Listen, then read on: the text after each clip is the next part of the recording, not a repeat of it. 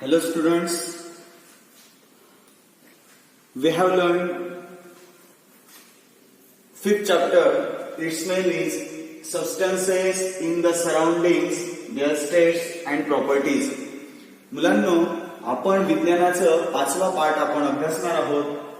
त्याचं नाव आहे substances in the surrounding. Surrounding म्हणजे आपल्या सभोवतालचा परिसर. सबस्टन्सेस इन द सराउंडिंग, आपल्या सभोवतालचे पदार्थ, देअर स्टेट्स अँड प्रॉपर्टीज, त्यांच्या अवस्था आणि त्यांचे गुणधर्म, हे आपल्याला या पाठामध्ये अभ्यासायचं आहे. आपल्या सभोवताली जे विविध प्रकारचे पदार्थ आपण दैनंदिन जीवनात पाहतो, त्यांच्या अवस्था आणि त्यांचे प्रॉपर्टीज म्हणजे त्यांचे गुणधर्म किंवा त्यांचे अवस्थांतर, हे आपल्याला या पाठामध्ये अभ्यासायचं आहे. मुलांनो, हा पाठ अभ्यासताना तुम्ही सगळ्यांनी आपलं सायन्सचं जे टेक्स्टबुक आहे, ते टेक्स्टबुक, हा व्हिडिओ जेव्हा तुम्ही पाहताय त्यावेळेला तुमच्या सायन्सचं टेक्स्टबुक हे तुम्ही तुमच्या समोर ठेवायचं आहे आणि जे जे प्रश्न मी तुम्हाला विचारणार आहे त्या प्रश्नांची उत्तरं तुम्ही मला द्यायची आहे. बघा मुलांनो, इथे फर्स्ट पेजवर आपल्याला एक ऍक्टिव्हिटी आणि एक प्रॅक्टिकल दिलेलं आहे. एकदम सोपं प्रॅक्टिकल आहे जे आपण घरी सुद्धा करू शकतो. Can you recall? तुम्हाला आठवतंय म्हणजे पूर्वी जे आपण अभ्यासलेलं आहे पहिलेच्या पाठांमध्ये, त्या पहिल्या पाठांमध्ये अभ्यासलेल्या भागांवर तुम्हाला प्रश्न विचारला आहे. Name the solid, liquid and gaseous states of water. तुम्ही पाण्याचं, वॉटर म्हणजे पाणी, पाण्याचं सॉलिड स्टेट, लिक्विड स्टेट आणि गॅसियस स्टेट्सचं तुम्ही एक्झाम्पल सांगायचं आहे. म्हणजे पाण्याचं स्थायू अवस्थेतील पाणी कोणतं, द्रव अवस्थेतील पाणी कोणतं आणि वायू अवस्थेतील पाणी कोणतं, याचं तुम्ही उदाहरण सांगायचंय मुलांना. तर बघा मुलांना, सॉलिड वॉटरचं, name the solid state of water म्हणजे आईस. आईस हे सॉलिड स्टेटमध्ये. लिक्विड स्टेट्सचं एक्झाम्पल आहे म्हणजे आपलं नॉर्मल वॉटर जे आपण ड्रिंकिंगसाठी यूज करत असतो. And gaseous states of water म्हणजे वॉटर वेपर म्हणजे पाण्याची वाफ. जेव्हा आपण भाजीमधून पाण्याची वाफ बाहेर पडते किंवा ज्या वेळेला आपण अंघोळीचं पाणी बॉईल करत असतो, उकळवत असतो, त्यावेळेला त्याच्यातून वॉटर वेपर बाहेर पडते. हे झालं वॉटरचं गॅसियस फॉर्म. ओके, चला आता आपण नेक्स्ट आपला टॉपिक आहे change of the state of the substances. पदार्थाच्या अवस्था आणि अवस्थांतर. Change of the state of the substances हा आपला पुढचा टॉपिक आहे. Let's try this. त्यासाठी आपल्याला एक ऍक्टिव्हिटी दिली मुलांना. ती ऍक्टिव्हिटी काय दिलेली आहे, take a piece of wax in a bowl. आपण एक बाउल घ्या, एक वाटी घ्या आणि त्या वाटीमध्ये वॅक्सचे, मेणबत्ती जी असते ना, मेणबत्तीला इंग्रजीमध्ये वॅक्स असे म्हणतात. तर त्या वॅक्सचे आपण पीसेस घ्यायचे म्हणजे त्या मेणाचे तुकडे घ्यायचे एका वाटीमध्ये अँड हीट देम. आणि त्या वाटीमध्ये मेणाचे तुकडे घेतल्यानंतर त्याला हीट द्यायची आहे. ती हीट कशी द्यायची आहे, with the help of spirit lamp किंवा कॅन्डल. मेणबत्तीच्या मदतीने किंवा स्पिरिट लॅम्पच्या मदतीने आपण त्याला हीट द्यायची आहे. आता आपल्याला काही प्रश्न विचारले मुलांना. First question, how do the pieces of wax change? तर how do the pieces of wax change, मेणाच्या तुकड्यामध्ये काय बदल झालेला आपल्याला पाहायला मिळतो. तर हे जे पीस ऑफ वॅक्स होते, आता जेव्हा आपण बाउलमध्ये पीस ऑफ वॅक्स घेतलं आणि त्याला स्पिरिट लॅम्पवर हीट दिली. आता आपल्याकडे स्पिरिट लॅम्प नसेल तर तुम्ही गॅसवर सुद्धा त्या वाटीला हीट देऊ शकता. तर व्हॉट डू यू सी, तुम्हाला काय पाहायला मिळेल, the pieces of wax get melting. त्यावेळेला हे मेणाचे तुकडे मेल्ट होताना आपल्याला पाहायला मिळतील. Second question, what was the initial state of wax? What was the initial state? Initial state म्हणजे पूर्वीची अवस्था.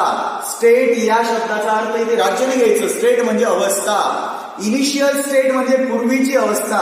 त्या मेणाची पूर्वीची अवस्था कोणती होती, जेव्हा हे आपण बाउलमध्ये वॅक्सचे पीसेस घेतले, ते वॅक्सचे पीसेस हे सॉलिड स्टेट मध्ये होते. What did it get converted into? जेव्हा आपण याला हीट दिली, हीट दिल्यानंतर त्याचं कशामध्ये कन्व्हर्जन झालं, तर जेव्हा आपण या वॅक्सच्या पीसेसला हीट देतो त्यावेळेला त्या सॉलिड स्टेटचं कन्व्हर्जन लिक्विड स्टेट मध्ये व्हायला सुरुवात होते. तर बघा मुलांनो, पहिले हे होतं सॉलिड स्टेट मध्ये, जेव्हा आपण त्याला हीट दिली तर त्या सॉलिड वॅक्सचं कन्व्हर्जन रूपांतर हे लिक्विड म्हणजे द्रव रूपामध्ये झालं. Now keep the same bowl in cold water, what happens. आता तुम्ही हेच नेम काय करायचं आहे, कोल्ड वॉटर थंड पाण्यामध्ये ही वाटी घ्यायची आणि ती थंड पाण्यामध्ये ठेवायची. ती वाटी थंड पाण्यामध्ये ठेवल्यानंतर व्हॉट हॅपन, काय घडून येईल बरं. आता ही लिक्विड फॉर्म मधला जो वॅक्स होता, तो लिक्विड फॉर्म मधला वॅक्स जेव्हा आपण कोल्ड वॉटर मध्ये ठेवलं, आफ्टर सम टाइम, काही वेळानंतर तो लिक्विड फॉर्म मधला, लिक्विड स्टेट मधला जो वॅक्स होता तो परत convert into solid state again, पुन्हा त्याचं स्थायी रूपामध्ये अवस्थांतर झालेलं असेल. बघा मुलांनो, हा वॅक्सचे पीस आपण घेतले, तो सॉलिड फॉर्म मध्ये होता, त्याला हीट दिली, हीट दिल्यानंतर तो लिक्विड फॉर्म मध्ये आला, तो थंड पाण्यामध्ये ठेवल्यानंतर पुन्हा त्याचं कन्व्हर्जन सॉलिड मध्ये झालं. तर यावरून आपल्याला काय लक्षात येतं मुलांनो, व्हेन सबस्टन्सेस चेंज, जेव्हा पदार्थांमध्ये बदल होतो, from one state to another. हे तुमच्या पुस्तकामध्ये ही डेफिनेशन दिलेली मुलांना बघा, ती ऑरेंज कलर मध्ये त्याला अंडरलाईन केलेली आहे. When substances change from one state to another, जेव्हा पदार्थाची एका अवस्था बदलून जेव्हा तो दुसऱ्या अवस्थेत जातो, is called change of state of a substance. याला त्या पदार्थाचे अवस्थांतर असे म्हणतात. The state of substances change, it is heated और कुलेड. आता हे पदार्थांचं अवस्थांतर केव्हा होतं मुलांनो, the state of substances change, पदार्थाच्या अवस्था बदलतात. परत एकदा आपण ही डेफिनेशन पाहूया. When substances changes from one state to another, जेव्हा पदार्थाच्या एका अवस्थेमधून दुसऱ्या अवस्थेमध्ये रूपांतर झालं. फॉर एक्झाम्पल, हे सॉलिड वॅक्स होतं, सॉलिड वॅक्सचं आपण हीट दिली तर लिक्विड मध्ये कन्व्हर्जन झालं. हे लिक्विड वॅक्स आपण कोल्ड वॉटर मध्ये ठेवलं, हे बाउल, तर त्या लिक्विड वॅक्सचं कन्व्हर्जन पुन्हा सॉलिड मध्ये झालं. हे काय झालं, when substances change from one state to another, जेव्हा एखाद्या पदार्थाचं अवस्था बदलतात, the process is called change of state of substances. या प्रक्रियेला त्या पदार्थाचे अवस्थांतर असे म्हणतात. The state of substances change, त्या पदार्थाच्या अवस्था बदलतात. इट इज हिटेड और कूल्ड, जर त्या पदार्थाला हीट दिली तर त्या सबस्टन्सेसच्या स्टेट्स मध्ये चेंज होत असतो. और कूल केलं किंवा थंड केलं, उष्णता दिली तर बदलतं किंवा थंड केलं तर बदलतं. फॉर एक्झाम्पल, हे वॅक्स होतं, वॅक्सला हीट दिली, वॅक्सला हीट दिल्यामुळे काय झालं, त्या सॉलिडचं लिक्विड मध्ये कन्व्हर्जन झालं. त्या लिक्विड फॉर्म मधला जो वॅक्स बाउल होतं ते आपण कोल्ड वॉटर मध्ये ठेवलं, मग त्याचं सॉलिड मध्ये कन्व्हर्जन झालं. म्हणजे हे जे पदार्थाचं अवस्थांतर होतं, अवस्थांतर म्हणजे काय, अवस्थेचं रूपांतर, पदार्थाच्या अवस्था बदलणे. या पदार्थाच्या अवस्था केव्हा बदलतात, जेव्हा त्या पदार्थाला आपण हीट दिली म्हणजे उष्णता दिली, और कूल्ड किंवा त्याला थंड केलं म्हणजे त्याची उष्णता काढून घेतली, उष्णता दिली किंवा त्याच्यातील उष्णता काढून घेतली, तर या पदार्थांच्या अवस्था या बदलत असतात. चला, आता आपण काही एक्झाम्पल पाहणार आहोत सबस्टन्सेसचे. या ठिकाणी मी सबस्टन्सेसचे काही एक्झाम्पल लिहिलेले आहेत, तुमच्या पुस्तकात ते दिलेले आहेत. स्पिरिट, जो या लॅम्प मध्ये हा जो स्पिरिट वापरला जातो तो लिक्विड फॉर्म मध्ये असतो, तो स्पिरिट. कापूर, आपण आपल्या दैनंदिन घरातले जवळजवळ ओळखीचे सगळे पदार्थ आहेत. पेट्रोल, घी म्हणजे तूप, कोकोनट ऑइल, खोबऱ्याचं तेल, नेफ्थॅलिन बॉल्स म्हणजे डांबर गोळ्या, अमोनियम क्लोराईड, यालाच दुसरं नाव आहे मुलांना आपल्या बोली भाषेमध्ये, याला नवसागर असे म्हणतात, नवसागरची पूड. ओके, हे काही एक्झाम्पल आहे. कॅन यू टेल, तुम्ही आता खाली दिलेल्या प्रश्नांची उत्तरं तुम्ही देऊ शकाल का. फर्स्ट क्वेश्चन विचारला आहे, which one freeze in winter, which one यापैकी कोणते. फ्रीज म्हणजे गोठणे. इन अ विंटर, हिवाळ्याच्या दिवसामध्ये यापैकी कोणते पदार्थ गोठतात. तर तुम्हाला सगळ्यांना माहिती मुलांना की घी आणि कोकोनट ऑइल हे विंटर मध्ये काय होत असतं, ते गोठतात. म्हणजे ते आत्ताच्या काळामध्ये जर आपण पाहिलं, उन्हाळ्याच्या दिवसांमध्ये इन समर मध्ये पाहिलं किंवा समर मध्ये ते लिक्विड फॉर्म मध्ये असतात, पण जेव्हा विंटर सीझन मध्ये जर यांना आपण पाहिलं तर त्या लिक्विड फॉर्मचं कन्व्हर्जन सॉलिड मध्ये झालेलं असतं. ते का सॉलिड झालेले असतात? कारण की ते फ्रीज होतात, ते गोठतात. Second question, which liquid have you seen change into a vapour? Which liquid, यापैकी लिक्विड म्हणजे द्रव. विच लिक्विड, कोणता द्रव पदार्थ, have you seen change into a vapour, कोणत्या द्रव पदार्थाचं रूपांतर वेपर म्हणजे वायूमध्ये झालेलं आपल्याला पाहायला मिळतं? तर बघा मुलांनो, स्पिरिट आणि पेट्रोल हे लिक्विड सबस्टन्सेस. ही पण लिक्विड आहे, कोकोनट ऑइल पण लिक्विड आहे. पण कोणत्या लिक्विड सबस्टन्सेसचं कन्व्हर्जन आपल्याला गॅसियस फॉर्म मध्ये होताना पाहायला मिळतं, वेपरमध्ये, वाफेमध्ये रूपांतर होतं? तर स्पिरिट आणि पेट्रोल या लिक्विड फॉर्मचं कन्व्हर्जन गॅसियस फॉर्म मध्ये होतं, म्हणजे ते वेपरमध्ये त्याचं कन्व्हर्जन चेंज हे होत असतं. थर्ड क्वेश्चन आहे, which solids directly change into the gaseous state? Which solid, कोणते स्थायू पदार्थ डायरेक्टली चेंज, त्यांचं रूपांतर होत असतं इनटू अ गॅसियस स्टेट? कोणत्या स्थायू पदार्थांचं वायू अवस्थेमध्ये रूपांतर होतं, वायू पदार्थांमध्ये रूपांतर होतं? बघा, या सगळ्या एक्झाम्पलकडे आपण पाहिल्यानंतर आपल्याला लक्षात येतं की कापूर अँड नेफ्थॅलिन बॉल्स, डांबर गोळ्या आणि कापूर हे सॉलिड सबस्टन्स आहेत. पण या सॉलिड सबस्टन्स ते बाहेर राहिले का त्या सॉलिडचं कन्व्हर्जन कशामध्ये होतं मुलांना? गॅसियस फॉर्म मध्ये. त्या स्थायू पदार्थांचं रूपांतर वायू अवस्थेमध्ये झालेला आपल्याला पाहायला मिळतं. अशा प्रकारे change of states of substances, अशा प्रकारे पदार्थांच्या अवस्थांतर, change of state of substances, पदार्थांचे अवस्थांतर. पदार्थांच्या अवस्था कशा बदलतात? तर घी आणि कोकोनट ऑइल हे विंटरमध्ये लिक्विड फॉर्म मधून सॉलिड फॉर्म मध्ये येतं. पेट्रोल असेल, स्पिरिट असेल, हे लिक्विड सबस्टन्स यांचं वेपर मध्ये कन्व्हर्जन होतं, वाफेमध्ये रूपांतर होतं. कापूर, नेफ्थॅलिन बॉल्स यांसारखे जे सॉलिड सबस्टन्स आहे त्या सॉलिड सबस्टन्सचं गॅसियस फॉर्म मध्ये म्हणजे वायू रूपांमध्ये त्यांचं अवस्थांतर हे होत असतं. तर अशा प्रकारे मुलांनो आपण पदार्थांचं अवस्थांतर म्हणजे काय हे आपण अभ्यासलं.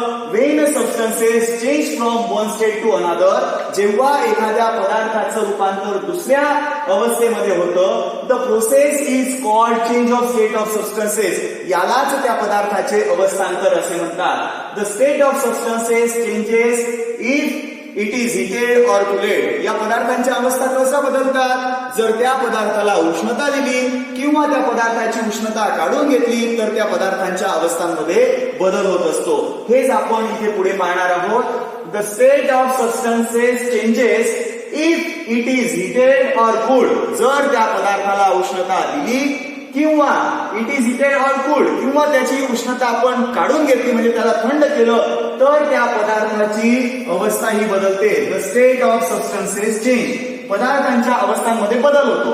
तेव्हा if it is heated or cooled, जर त्याला उष्णता दिली किंवा त्याची उष्णता काढून घेतली तर त्या पदार्थांच्या स्टेटमध्ये म्हणजे त्याच्या अवस्थेमध्ये बदल हा होत असतो.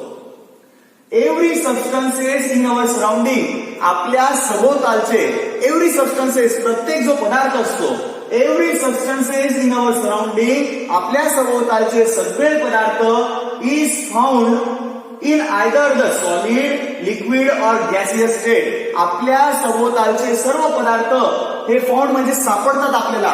कसे सापडतात ते? In either the solid, liquid और गॅसियस, स्थायू किंवा द्रव किंवा वायू, या तीन अवस्थांमध्ये आपल्याला ते आपल्या सभोवतालचे सर्व पदार्थ हे सापडत असतात. इन द पास्ट असे होऊन गेले. In the 19th century the scientist जे विलार्ड गिब्स शो दॅट, बघा 19व्या शतकामध्ये जे विलार्ड गिब्स नावाचे एक सायंटिस्ट होते, त्या शास्त्रज्ञांनी show that the characteristics properties of substances, पदार्थांचे गुणधर्म depend on it's physical state, त्या पदार्थांचे गुणधर्म हे त्यांच्या फिजिकल स्टेट्स, त्याच्या अवस्था, and the arrangement of particles in it, आणि त्या पदार्थांची संरचना, पदार्थांचे गुणधर्म हे त्या पदार्थाची अवस्था आणि त्या पदार्थाची संरचना याच्यावर अवलंबून असते. हे रिसर्च जे होतं, हे जे कॅरेक्टरिस्टिक्स होतं, हे कोणी शो केलंय, कोणी दाखवलंय? जे विलार्ड गिब्स नावाच्या सायंटिस्टने हे फाइंड आउट केलेलं आहे. आता आपण पुढचं टॉपिक अभ्यासणार आहोत मुलांनो. हा चार्ट आता आपण पाहणार आहोत. तुम्ही पेज नंबर 33 वर जो असा चार्ट दिलेला आहे, त्या चार्टचं तुम्ही सगळ्यांनी ऑब्झर्वेशन करायचं आहे. तिथे 3 पॉइंट्स दिलेले मुलांनो. पहिलं दिलंय एक्झाम्पल, सेकंड दिलेलं आहे शेप, अँड थर्ड दिलेलं आहे व्हॉल्यूम. आता बघा मुलांनो, एक्झाम्पल म्हणजे उदाहरण, शेप म्हणजे आकार आणि व्हॉल्यूम म्हणजे आकारमान. आता हे आपण तिघांचं पाहणार आहोत मुलांनो. Solid, liquid and gases.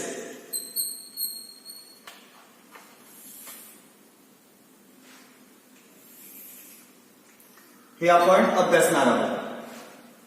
सगळ्यांनी पेज नंबर 33 वर हा जो चार्ट दिलेला आहे, या चार्टचं तुम्ही ऑब्झर्वेशन करायचं आहे. आताच आपण पाहिलं की every substances in our surrounding, आपल्या सभोवताली जेवढे पदार्थ आहेत ते सगळे पदार्थ इज फाउंड, ते आपल्याला सापडतात. कसे? Solid, liquid and gaseous form. ते स्थायू किंवा द्रव किंवा वायू रूपात आपल्याला आढळून येत असतात. आता आपण त्यांच्याविषयी माहिती घेऊया. आता फर्स्टली आपण पाहूया सॉलिड सबस्टन्सेस विषयी इन्फॉर्मेशन घेऊया. सॉलिड सबस्टन्सेसचं इथे एक्झाम्पल दिलेलं आहे मुलांनो. A piece of iron. Piece of iron म्हणजे लोखंडाचा तुकडा. इथे येईल पीस ऑफ आयरन. आता शेप म्हणजे आकार. तर मुलांनो, हे जे सॉलिड सबस्टन्सेस असतात, एव्हरी सॉलिड सबस्टन्सेस, कोणताही स्थायू पदार्थ घ्या. इथे एक्झाम्पल म्हणून तुम्हाला आयरन पीस, लोखंडाचा तुकडा दिलेला आहे. तुम्ही प्लास्टिक घ्या, तुम्ही वूड घ्या, कोणताही सॉलिड सबस्टन्स तुम्ही घ्या. आता या सॉलिड सबस्टन्सेसचे शेप म्हणजे आकार. त्याचा शेप कसा असतो सॉलिड सबस्टन्सेसचा? Has a space shape of its own. त्याला स्वतःचा असा आकार असतो. retains shapes no matter how it is kept. बघा मुलांनो, त्याला स्वतःचा आकार असतो. कसेही ठेवले तरी त्याचा आकार तसाच राहतो, तो आकार बदलत नाही. तुम्ही वूडचं घ्या, डस्टर घ्या, याला स्वतःचा आकार आहे आणि याला कसंही ठेवलं तरी याचा आकार बदलत नाही. आता व्हॉल्यूम म्हणजे आकारमान. Has a definite volume. हे जे सॉलिड सबस्टन्स असतात, solid substances has a definite volume. या स्थायू पदार्थांना विशिष्ट आकारमान असतं. सॉलिड्स लाईक, आता स्थायू पदार्थाची काही उदाहरणं दिली आपल्याला. शुगर, सँड, व्हेन पोअर्ड म्हणजे ओतणे. जेव्हा आपण एखादा स्थायू पदार्थ ओततो, पोअर्ड म्हणजे ओतणे. आपण साखर ओतली किंवा सँड म्हणजे वाळू ओतली. ऑन अ फ्लॅट सरफेस, जेव्हा आपण सपाट पृष्ठभागावर सॉलिड सबस्टन्स पोअर आउट, जेव्हा आपण हे स्थायू पदार्थ ओततो, फ्रॉम अ हीप, त्यावेळेला त्याचं हीप म्हणजे ढीग, त्यावेळेला त्या स्थायू पदार्थांचा ढीग लागतो. सेकंड पाहूया लिक्विड मध्ये आपण एक्झाम्पल घेऊयात मुलांनो. Water, spirit, oil, petrol, diesel और मिल्क, असे आपण लिक्विडचे एक्झाम्पल घेऊया. आता शेप, लिक्विडचा शेप कसा असतो? Does not have a shape of its own. लिक्विडला स्वतःचा आकार नसतो. हे तुम्ही पाहिलं असेल. Takes the shape of the container. Container म्हणजे काय? कंटेनर म्हणजे ज्यामध्ये ते लिक्विड आपण ठेवलेलं आहे तो शेप त्याला प्राप्त होत असतो. फॉर एक्झाम्पल, तुम्ही जर डिश मध्ये ते लिक्विड घेतलं तर ते स्प्रेड झालेलं आपल्याला पाहायला मिळतं. तुम्ही जर बाउल मध्ये घेतलं तर त्याला बाउलचा शेप आपल्याला पाहायला मिळतो. म्हणजे लिक्विडला does not have a shape of its own. त्या लिक्विडला स्वतःचा असा आकार नसतो. Take the shape of it the container. ते लिक्विड काय करत असतात? त्या कंटेनरचा म्हणजे ज्या भांड्यामध्ये ते लिक्विड ठेवलेलं आहे आपण, त्या भांड्याचा आकार ते त्यांना प्राप्त होत असतो. आता लिक्विडचं व्हॉल्यूम आपण पाहूया. It has a specific volume. लिक्विडला विशिष्ट असं आकारमान असतं. Occupies definite portion of a container, भांड्यातील विशिष्ट जागा ते व्यापतं. And spread on a flat surface on pouring, आणि जेव्हा आपण सपाट पृष्ठभागावर ते लिक्विड जेव्हा आपण पोर आउट करतो, जेव्हा ते ओततो, वॉटर असेल, आपण पाहिलं असेल पाण्याचा ग्लास सांडला, फ्लॅट सरफेसवर जेव्हा ते पाणी सांडतं त्यावेळेला ते आहे तिथे राहतं का, पाण्याचा ढीग लागतो का, नाही, तर ते वॉटर काय होतं, स्प्रेड होतं, पसरतं ते. अगदी तसंच जे ऑल लिक्विड सबस्टन्सेस जे असतात ते liquid substances spread on a flat surface on pouring, जेव्हा आपण ते लिक्विड सबस्टन्सेस ओततो, ओतल्यानंतर ते फ्लॅट सरफेसला काय होतात, ते स्प्रेड होत असतात. Flows downward along a slope, आणि स्लोप म्हणजे उताराच्या दिशेने, फ्लो म्हणजे वाहत जाणे, उताराच्या दिशेने ते वाहत जात असतात. नेक्स्ट थर्ड आहे गॅसियस सबस्टन्स. आता गॅसियस सबस्टन्स मध्ये काय येईल मुलांनो, एअर म्हणजे हवा. आता त्याचा शेप, एअरचं शेप काय असतं, कसं असतं मुलांनो, does not have a shape of its own, हवेला स्वतःचा आकार नसतो. Occupies all the available space, आता हे एअर काय करतं, ऑक्युपाईज म्हणजे व्यापणे, ऑक्युपाईज ऑल स्पेस, ते सर्व जागा व्यापतं, जेवढं त्याला अवेलेबल आहे, जेवढी उपलब्ध आहे ती सगळी जागा ते व्यापतं, त्याला स्वतःचा असा आकार नसतो. त्याचा एअरचा व्हॉल्यूम, गॅसियस सबस्टन्सचा व्हॉल्यूम, त्याचा आकारमान. Does not have a definite volume, एअरला विशिष्ट असं आकारमान नसतं. बघा मुलांनो, सॉलिडला व्हॉल्यूम असतं, डेफिनाइट व्हॉल्यूम असतं, लिक्विडला डेफिनाइट व्हॉल्यूम असतं, पण गॅसियसला डेफिनाइट व्हॉल्यूम हे नसतं. Does not have a definite volume. On changing the pressure on a gas in a close container it's volume is also change. बघा मुलांनो, on changing the pressure of a gas, त्या हवेचा दाब बदलला, close container बंद भांड्यामध्ये त्याचा दाब बदलला, इट्स व्हॉल्यूम ऑल्सो चेंज, तर त्याचा आकारमान सुद्धा काय होत असतो, आकारमान सुद्धा कमी जास्त हा होत असतो.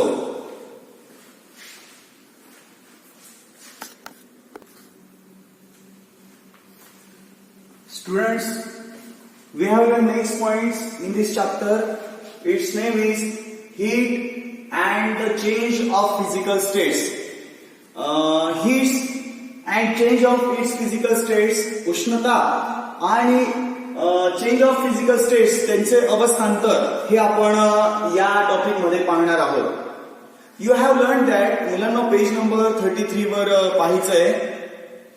Heat and change of physical state हे टॉपिक आपण पाहणार आहोत.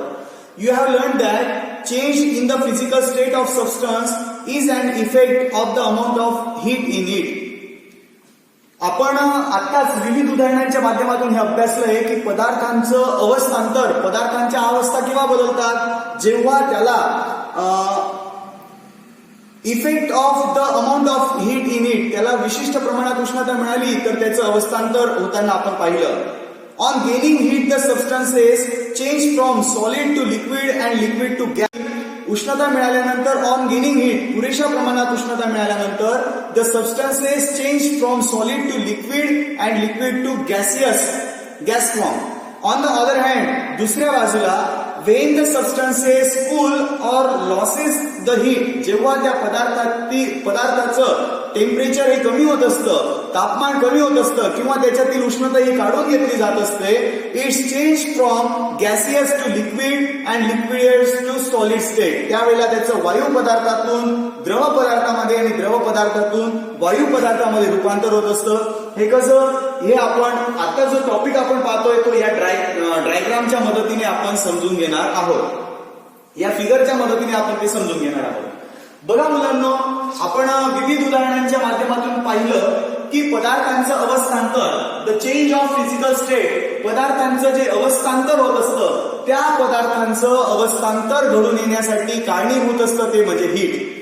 एकतर त्याला उष्णता देणे किंवा त्या पदार्थातील उष्णता काढून घेणे, या दोन कारणांमुळे त्या पदार्थांचं अवस्थांतर हे होत असतं.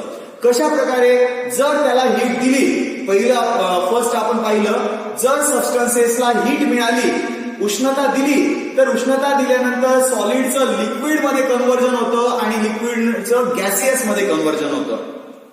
हे आपण समजून घेऊया.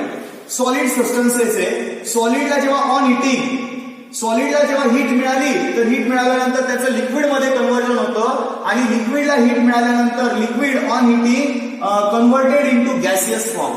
हे आपण एक्झाम्पलच्या मदतीने समजून घेऊया. आईस, आईस म्हणजे बर्फ. बर्फ हा सॉलिड फॉर्म मध्ये. आता तो बर्फाला जर तुम्ही उष्णता मिळाली, त्या बर्फाला ऑन हिटिंग, त्या बर्फाला उष्णता मिळाल्यानंतर त्या सॉलिड सबस्टन्स मधल्या वॉटरचं कन्व्हर्जन कशामध्ये होईल? लिक्विड फॉर्म मध्ये होईल, वॉटर मध्ये होईल.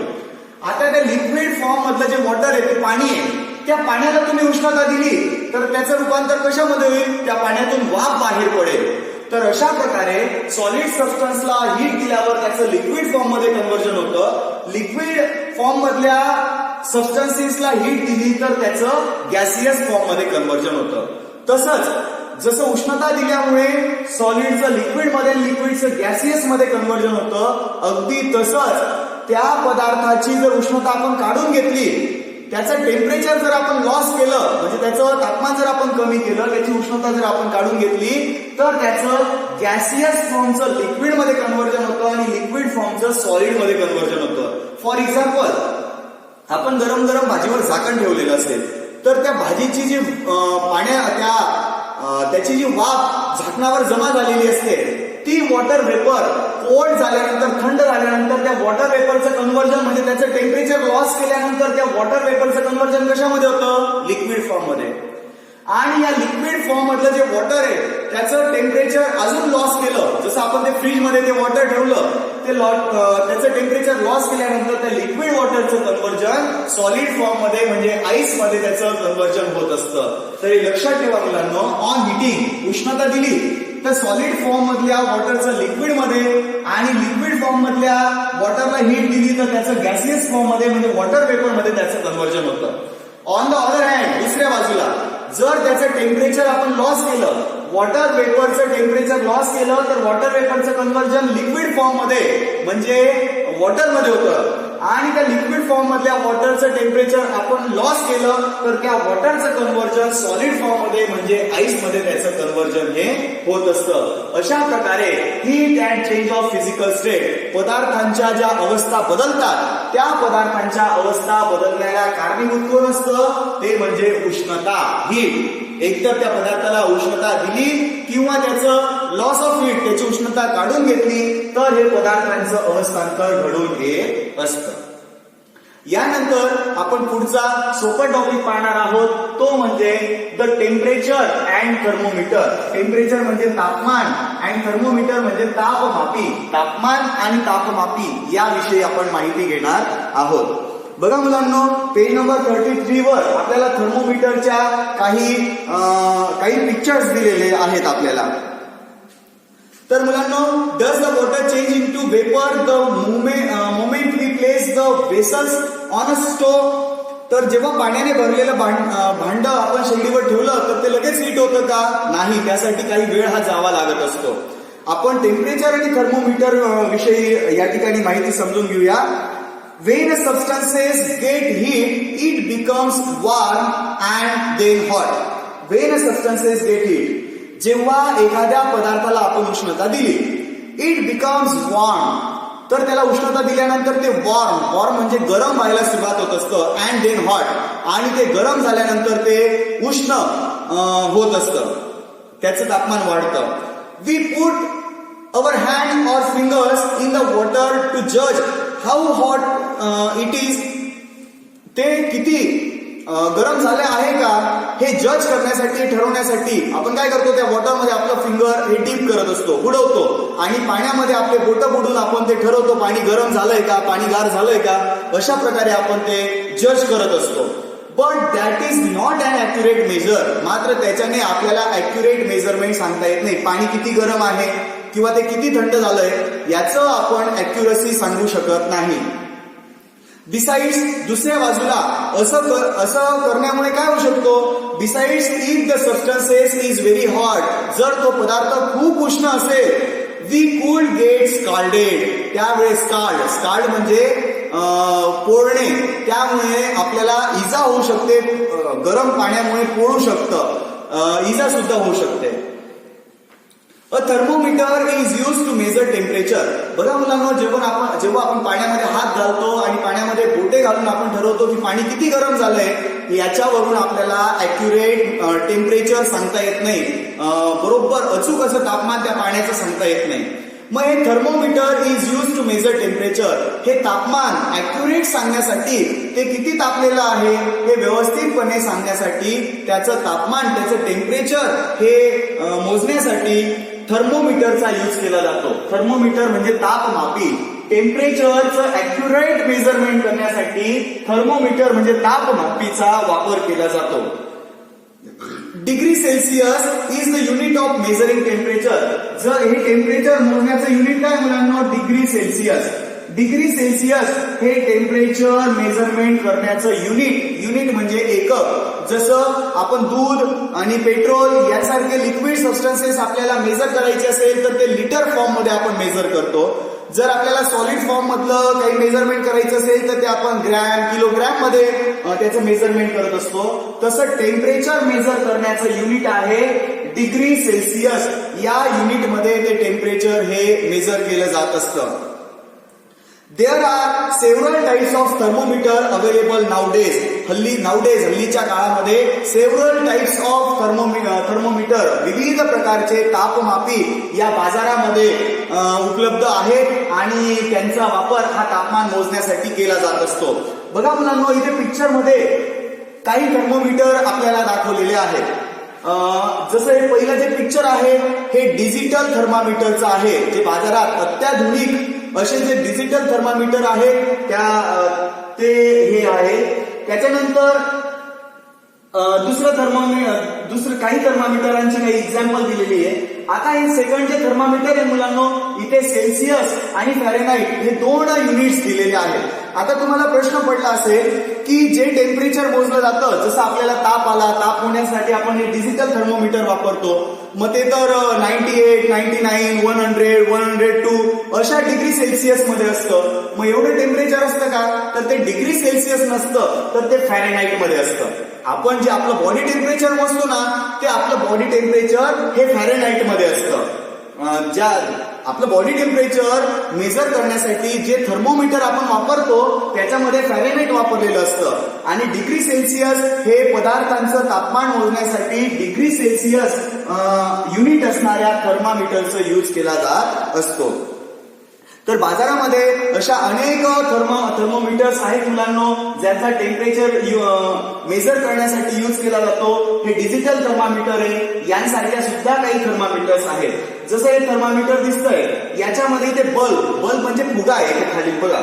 आणि या फुग्यामध्ये रेड कलरचं जे दिसतंय ना आपल्याला, ते आहे मर्क्युरी. मर्क्युरी म्हणजे पारा नावाचा धातू त्याच्यामध्ये वापरलेला आहे. आणि या पारा धातूचा वापर करून या ठिकाणी या थर्मोमीटर मध्ये टेम्परेचर हे मोजलं जात असतं. आपण हे पाहूया. आपल्याला पुढच्या पानावर पेज नंबर 34 वर एक ऍक्टिव्हिटी दिली आहे. पेज नंबर 34 वर आपल्याला एक ऍक्टिव्हिटी दिलेली आहे. एक प्रयोग आपल्याला लहानसा प्रयोग करायचा आहे. Recording the temperature. आपल्याला तापमानाचं मोजमाप करायचं आहे. असा हा प्रयोग आहे, तो आपण करून पाहणार आहोत. त्यासाठी आपल्याला आवश्यक आहे ते म्हणजे थर्मामीटर. थर्मामीटरच्या खालच्या बाजूला एक बल्ब म्हणजे फुग्यासारखा भाग दिसतोय. त्या फुग्यामध्ये रेड कलरचं हे जे दिसतंय ते असतं मर्क्युरी. आणि तो मर्क्युरी काय होतो, स्प्रेड होतो लवकर टेम्परेचरने, आणि त्याच्याने आपल्याला त्या सबस्टन्सेसचं टेम्परेचर हे काउंट करता येत असतं. फॉर एक्झाम्पल, आता आपल्याला त्यांनी सांगितलंय, प्रयोगामध्ये काय सांगितलंय, 3-4 विविध पदार्थांचं टेम्परेचर आपल्याला मोजायचंय. जसं तुम्ही गरम पाणी घ्या, त्या गरम पाणीमध्ये हे थर्मामीटर टाका आणि त्याचं टेम्परेचर तुम्ही मोजा. किंवा एक वाटी घ्या, वाटीमध्ये बर्फाचे तुकडे घ्या आणि त्याच्यामध्ये हे थर्मामीटर टाकून त्याचं टेम्परेचर मोजा. किंवा मग वॉटर घ्या, नॉर्मल वॉटर मध्ये थर्मामीटर टाकून त्याचं टेम्परेचर बघा. अशा कृती तुम्हाला करायच्या आहे आणि ते तुम्ही नोंदवायचंय. आईसचं टेम्परेचर किती आहे, नॉर्मल वॉटरचं टेम्परेचर किती आहे, एअरचं टेम्परेचर किती आहे, अशा विविध निरीक्षणं जी तुम्ही 4-5 निरीक्षणं करायची आहे आणि ती या प्रयोगामध्ये नोंदवायची आहे.